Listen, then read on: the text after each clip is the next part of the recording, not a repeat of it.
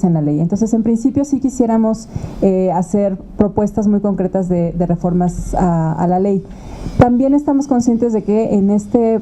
proceso de consulta pues llegarán otro tipo de propuestas que a lo mejor no directamente se pueden plasmar en la ley, sino que puedan servir para mejorar la eficiencia de procesos o para mejorar la capacidad de coordinación de la comisión, y bueno, esas propuestas las presentaremos también a las autoridades que sean electas para mejorar el programa, bueno, hacer un buen programa y mejorar la atención ya en los próximos meses. Eso en cuanto a la primera pregunta. Bueno, ya se acuerdan que ya habíamos presentado una propuesta justo con la diputada Dunia, con el diputado Suárez del Real y con el diputado Zárate, y obviamente también este foro lo tratamos de hacer para enriquecer esa propuesta, pero trae pues algunos de los puntos que ya se propusieron ahí y que sí se buscarían enriquecer, pero que yo creo que no es una nueva, pero obviamente sí, por ejemplo, atlas de riesgos, censos, todo el tema de facultades, que sentimos que parte del problema es que no están claras en términos de protección civil, en términos de uso de suelo, y que también con las transiciones que vienen a futuro, estaría bueno tener una primera discusión de qué le toca hacer, qué a quién, ¿no? Creo que desde ahí hay múltiples ventanillas, múltiples procesos en simultáneo, donde las responsabilidades están les toca a todos y a nadie es responsable, incluyendo particulares como DROs, ¿no? Incluyendo delegaciones, incluyendo gobierno central, y dentro del gobierno central esto de qué le toca a la comisión de emergencia, a la comisión de reconstrucción, a la comisión, e incluso seguros, por ejemplo, ¿no? Hay todo un viacrucis para cobrar el seguro, etcétera. Entonces, ese es el tipo de discusión que queremos también rehacer. Hacia el nuevo gobierno se va a crear una nueva secretaría incluso se llama Protección Civil y Gestión Integral de Riesgo, tiene nuevas facultades, las alcaldías también tienen nuevas facultades. Entonces, esa es una primera discusión que queremos empezar a dar. Y creo que esto es una discusión en torno a la ley y en torno también pues, a las transiciones grandes que vienen. Nada más para redondear, el tema sí va a estar así, Ángel, o sea, de este foro vamos a derivar en un documento que efectivamente, como lo dice Moni, vamos a revisar la iniciativa que ya tenemos para ver si con la iniciativa que ya tenemos se subsana y se enriquece en todo caso, si hay elementos que no están considerados porque simplemente no fueron planteados en esa iniciativa que ya están, posiblemente se presentará una segunda iniciativa, pero sí, la intención de esto es sacar un documento de conclusiones que derive en un dice, debe decir, de la ley de reconstrucción y de otros ordenamientos que puedan enriquecer también a la ley de reconstrucción en su actuar. Sobre lo que preguntabas del fideicomiso que propone el jefe de gobierno de poner los 2,000 millones de pesos en un fideicomiso que después derive en el reparto de 400,000 pesos por familia o vivienda afectadas, pues igual puede ser un mecanismo que funcione, simplemente que efectivamente garantice en el que van a estar incluidos todos los damnificados y no entrar en una dinámica en la que se generen derechos que se atiendan a unos y otros no. Que lo que estamos pugnando a través también de este foro, de este llamado que estamos haciendo y del oficio que comenté hace un momento, es que se garantice el debido proceso a todas las personas que resultaron afectadas del sismo, a la infraestructura que tiene la ciudad para contribuir a la construcción de una ciudad segura a partir de un programa integral, que ese es el que aún no se tiene. Se tienen lineamientos de un programa integral, pero un programa integral como tal no se tiene. Entonces, creo que esta propuesta del jefe de gobierno debe de ir incorporada dentro de un programa integral para que tenga un seguimiento que que vaya a la reparación del daño de absolutamente todos y no sigamos funcionando así como por ocurrencias, ¿no? De que tenemos 2,000 millones, ahora vamos a gastarlos en esto, tenemos 20 millones, ahora vamos a llevarlo en apoyos a vivienda en rentas, sino que tengamos una ruta que se cumpla hasta que efectivamente se repare el daño a las personas afectadas, se repare el daño a todos los miles de edificios que están ahí en amarillo y que no sabemos qué seguimiento se les va a dar, y se le repare el daño también a la infraestructura pública de esta ciudad. No sé si mis compañeros quieran comentar algo más. Bueno, ahí simplemente para darle continuidad a los comentarios de mi compañera Dunia, aquí hay que ser bien claros, porque son mañosos. O sea, ¿cuáles van a ser las características para que se les entreguen estos apoyos? Eso es lo principal. Ahora, ¿por qué se comenta esto? Porque ahorita hay miles de familias que están en un viacrucis legal para poder actualizar todos sus documentos y no pueden acceder a ningún apoyo federal o local porque precisamente no hay una actualización de sus documentos. Y en vez de que las autoridades locales se conviertan en facilitadores y les brinden los apoyos necesarios para que puedan tener todos sus papeles en orden, no es así. Tenemos que evitar que se convierta en un proceso selectivo, tenemos que evitar que lo estén utilizando para cuestiones electorales, porque ya andan politizando todo esto y andan condicionando los apoyos. Y lo más importante, transparencia. Si el jefe de gobierno quiere hacer una buena acción, que primero transparente los recursos y que diga cuáles van a ser los criterios para la asignación, porque tiene que ser piso parejo para todos. Ángel, solamente para cerrar el comentario, sí tenemos propuestas ya en marcha, como bien mencionaba Moni, tiene que ver también con el establecimiento de sanciones a funcionarios que incumplan la atención a los procesos que conllevan un proceso de reconstrucción en ciudad, tiene que ver con planteamientos, diversificar, cómo podemos diversificar las fuentes de financiamiento para atención a los damnificados en la Ciudad de México, y por supuesto el compromiso con la transparencia y la rendición de cuentas. No puede caer el recurso a una bolsa donde no sabemos cuánto entra ni sabemos a dónde sale. Que les tocarían en este esquema que propuso Amieva, a muchos les resultaban insuficientes para reconstruir o reparar sus departamentos. Amieva dijo que iba a pedir a la Asamblea Legislativa que redireccionara 370 millones para completar esta cifra de los 2,000 millones. Entonces la pregunta es si no tendría que pedirle a la Asamblea que redireccionara más fondos, en tanto que ya los mismos damnificados están diciendo que la cifra que les proponen no es suficiente. De estos 8,772 millones de pesos, conforme a la propia plataforma CDMX, solamente se han asignado 3,600 millones de pesos aproximadamente. Si checan el dato en la plataforma, ahí ya lo pueden corroborar precisamente, y el resto no. Entonces,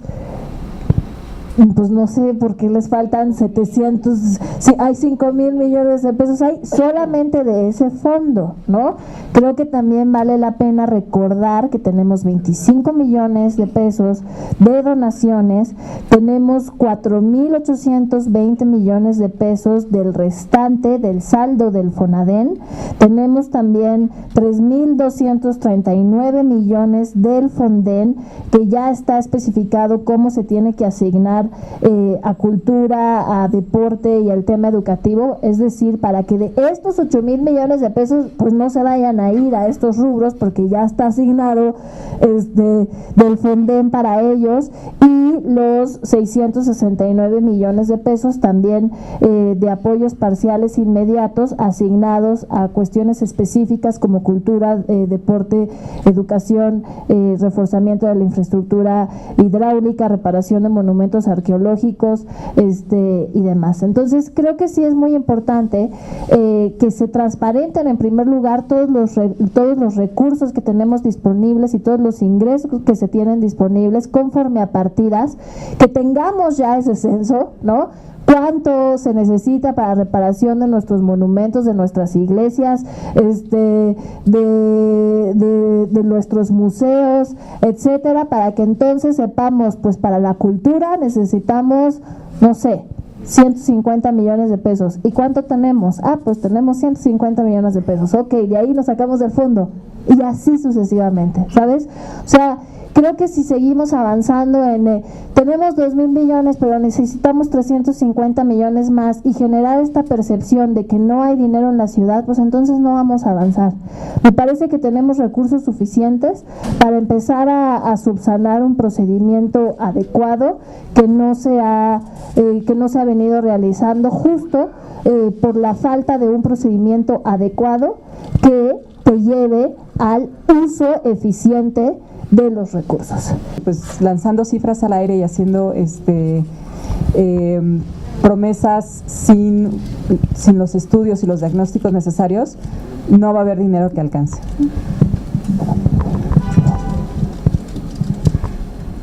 Ahí solamente para completar, mientras las autoridades del gobierno de la ciudad no entiendan que estamos ante una necesidad de personas, de seres humanos, de familias que requieren ser atendidas, y no los estén viendo como un botín o como si fueran procesos selectivos, tú sí, tú no, efectivamente no va a haber dinero que alcance, porque sí hay dinero. Hay partidas de donde se pueden obtener los recursos, pero mientras los tengan secuestrados, seguirán diciendo que falta dinero. Último que acaban de señalar, el tema de los censos, ¿de qué manera pudo la Comisión de Reconstrucción y la Jefatura de Gobierno pues hacer esta división de los 2,000 millones entre los ciudadanos afectados para que los 400,000 alcancen para todos y ya hay un censo definitivo, si este censo o esta repartición alcanza con los 350 millones extras? También hace 2 semanas más o menos aprobaron que se destinaran 250 millones de pesos para enganche a 80 edificios que se van o que pretenden redensificar. Si este apoyo de 400,000 pesos entra pues en este esquema, si también tiene que distribuirse de distinta manera y si con si bien no es a fondo perdido, ya es un recurso para cada afectado, puede combatir con los 80 edificios que piensan redensificar, ¿verdad? Y por último, sobre el oficio que enviaron los diputados, si ha habido alguna respuesta de la Comisión de Reconstrucción o de la Jefatura de Gobierno para poder haber el diálogo necesario o que ustedes puedan incorporar pues los diagnósticos que ya tienen. O sea, insistir, como dice Janet, en los censos, y son varios censos, ¿no? Uno es el de infraestructura pública dañada. En lo que se les está repartiendo, pues se está pidiendo que venga el director del metro, el director de SACMEX, pensando en que esa infraestructura también nos interesa saber qué fue lo que pasó, dónde está. Digo, vemos Xochimilco, Tláhuac, varios lugares, Iztapalapa, que no tienen agua, que no están reconectados al drenaje y que ni siquiera sabemos qué es lo que está pasando.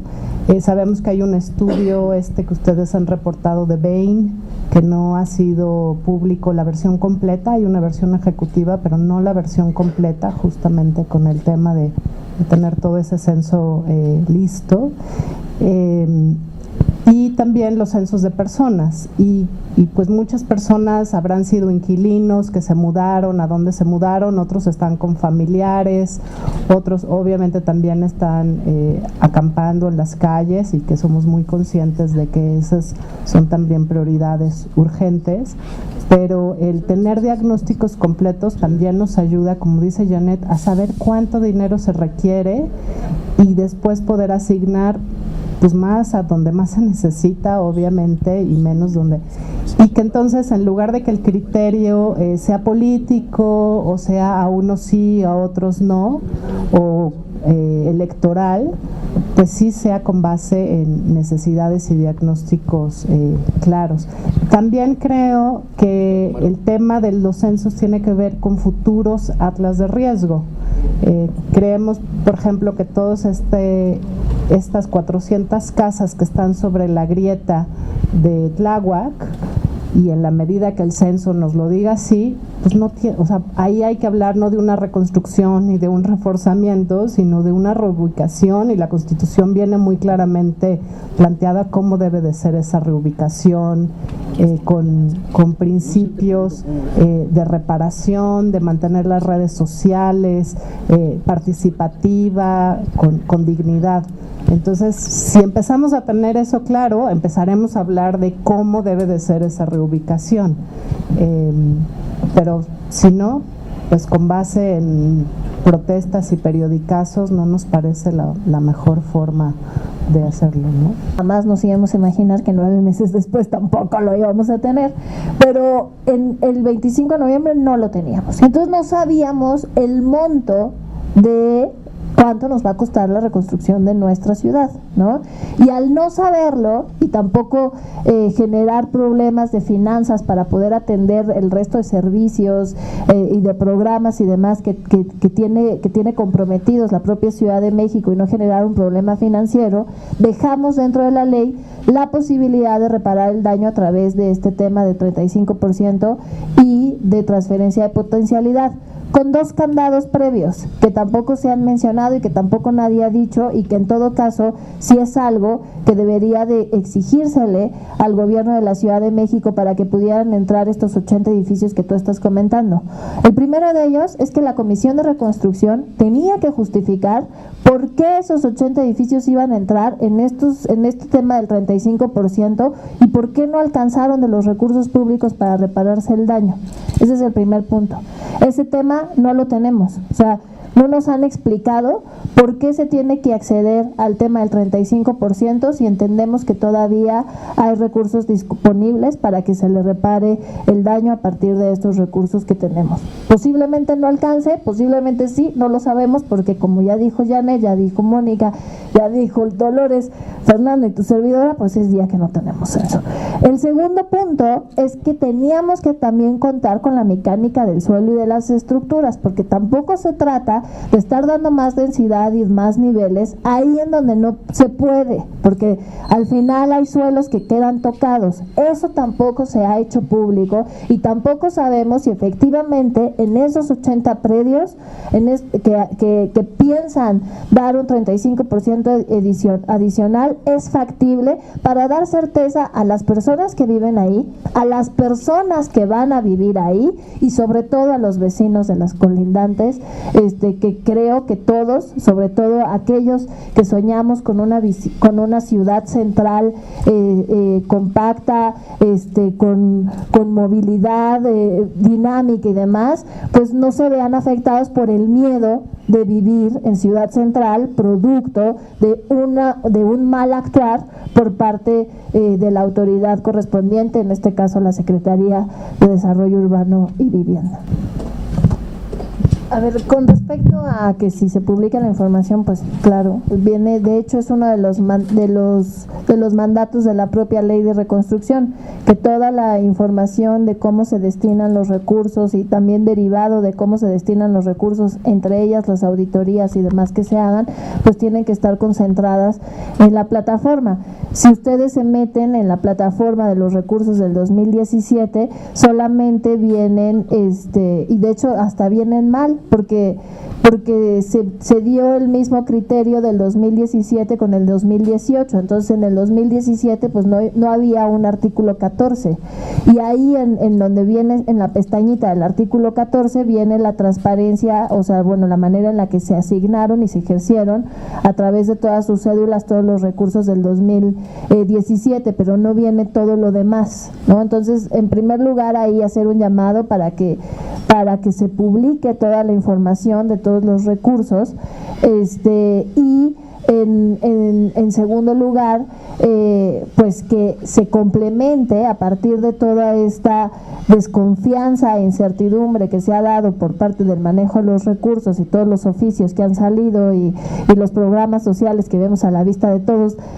de estos oficios, ¿no?, que también llama muchísima la atención, pues que se publiquen también estas auditorías y estas recomendaciones que pudiera sacar la Contraloría para brindar un poquito más de certeza. Con respecto a lo del tema de Benito Juárez, a mí realmente Benito Juárez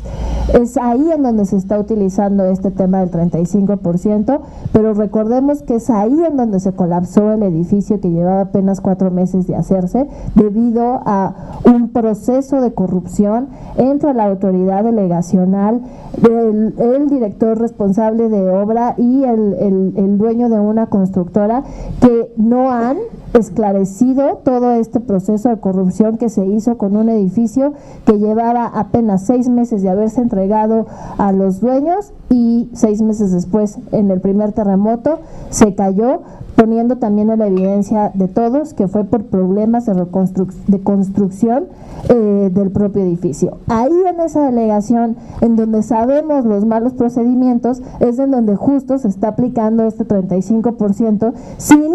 llegar a las etapas previas que le comenté a Samuel, en el que nos justifiquen por qué el 35% ahí y no a través de otros recursos, sin que nos den también el tema de la mecánica del suelo, y en el caso de que si son recursos